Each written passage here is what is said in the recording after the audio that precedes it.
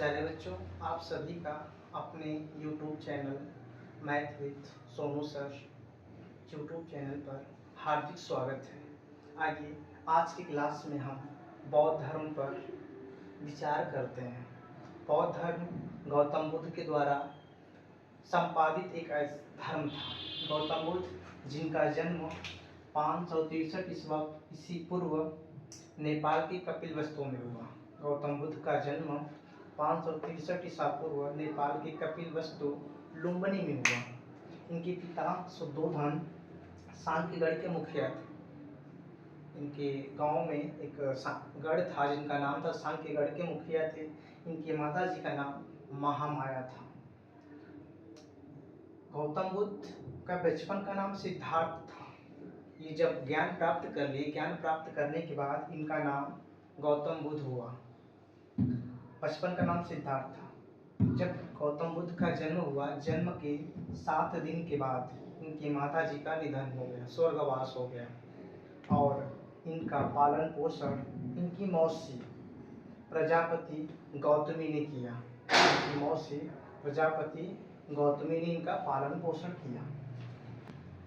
गौतम बुद्ध जी के, हालांकि उनका नाम तो सिद्धार्थ था, पहले जब ज्ञान प्राप्त करने के बाद वो गौतम बुद्ध कहलाए।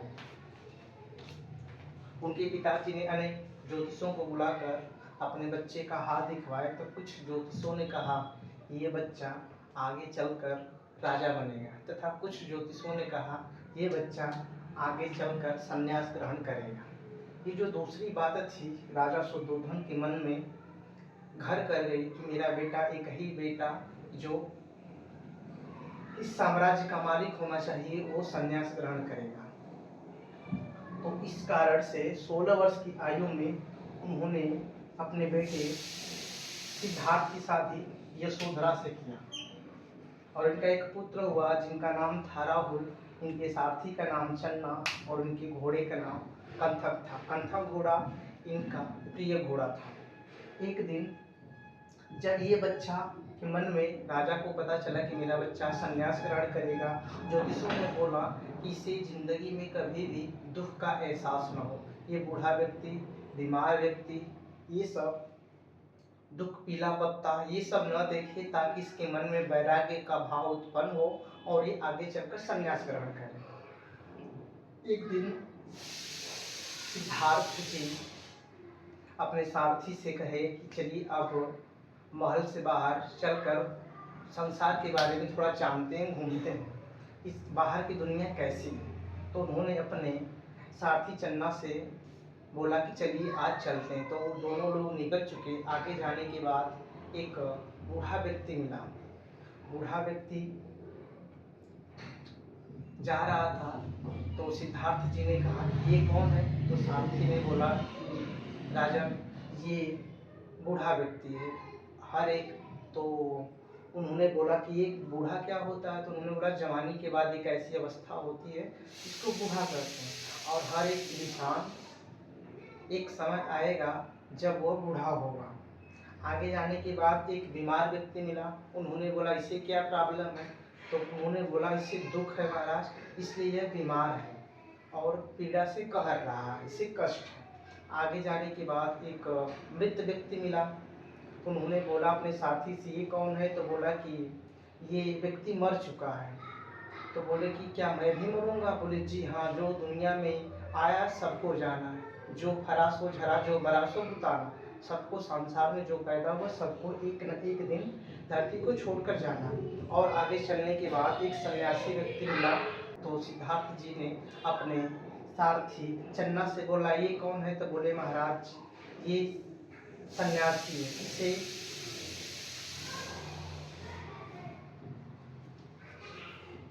आगे चलने के बाद सिद्धार्थ जी को एक सन्यासी व्यक्ति मिला।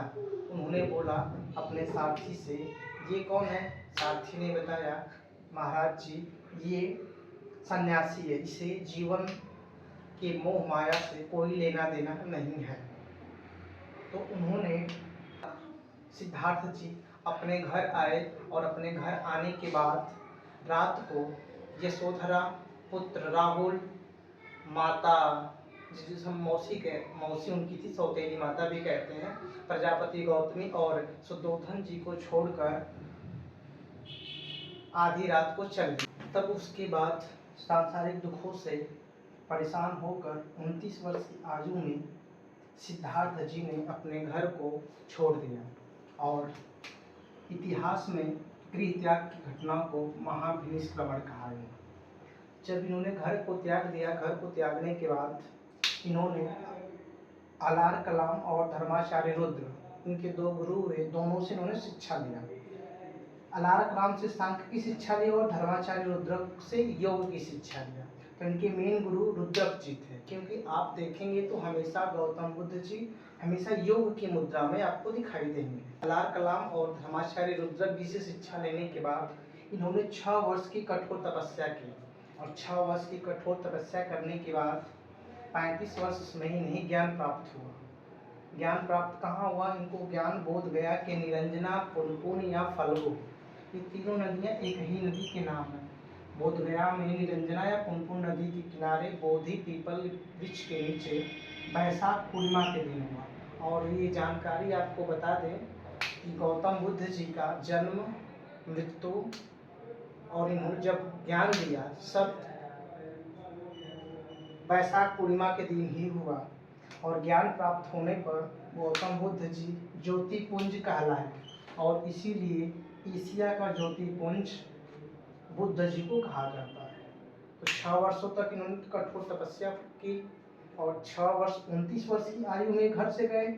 35 वर्ष की आयु में इन्हें ज्ञान प्राप्त हुआ।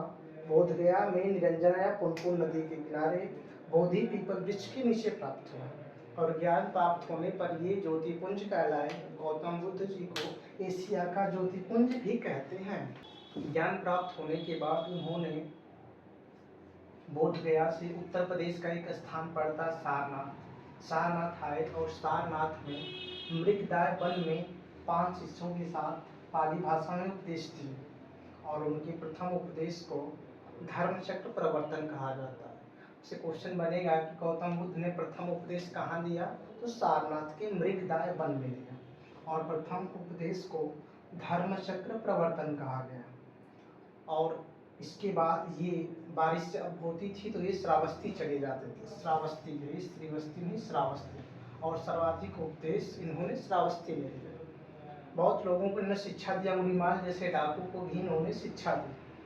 वैशाली में आनंद के कहने पर संघ में महिलाओं की प्रवेश की अनुमति दी। पहले इनके संघ में महिलाएं नहीं थीं, लेकिन इनका एक शिष्य हुआ आनंद के कहने पर संघ में महिलाओं की भी इन्होंने अनुमति दी। प्रथम भिक्षुणी अपने मौसी प्रजापति गौतमी को शिक्षा दिया और धीरे धीरे यशोधरा भी इनकी भक्त हो गई। इसके बाद अपने शिष्य, इनके शिष्य का घर पावापुरी, अपने शिष्य के घर, इनका शिष्य एक था चंद नामक लोहार के द्वारा भोजन के आमंत्रण पर इन्होंने आमंत्रित किया और मशरूम जिसे सूकर मांस खाने पर इन्हें अतिसार रोग हुआ और उन्हें कुशीनगर लाया गया। जब वे बीमार हुए, वहाँ पर बीमार होने के बाद उन्हें पावापुरी से कुशीनगर लाया गया और उन्होंने कुशीनगर में अपना अंतिम उपदेश सुभद्र नामक शिष्य को दिया। इसके बाद अतिसार होने के कारण उनकी मृत्यु 483 ईसा पूर्व हिरण्यवती नदी कुशीनगर में पड़ती, वहाँ पे इन्होंने अपने दम को तोड़ दिया। बुद्ध के 8 हस्तियों को 8 स्वरूप बनाए गए। बुद्ध के 8 जो हस्तियाँ थे उसे 8 स्तूप बनाए गए। बुद्ध के जीवन की घटनाओं के कुछ प्रतीक दिए गए। उनके जन्म को कमल के द्वारा प्रतीक दिया गया, यौवन को सांड, गृह त्याग को घोड़ा और ज्ञान को पीपल का पेड़, निर्वाण को पद और मृत्यु को स्त्री। इस तरह बुद्ध जी की जीवनी खत्म हुई। उम्मीद करते हैं आप लोग को ये वीडियो अच्छे तरीके से समझ में आया होगा और आप लोग हमारा YouTube channel math with Sonu sir को ढेर सारा प्यार दुलार दीजिए, सब्सक्राइब करिए, लाइक करिए।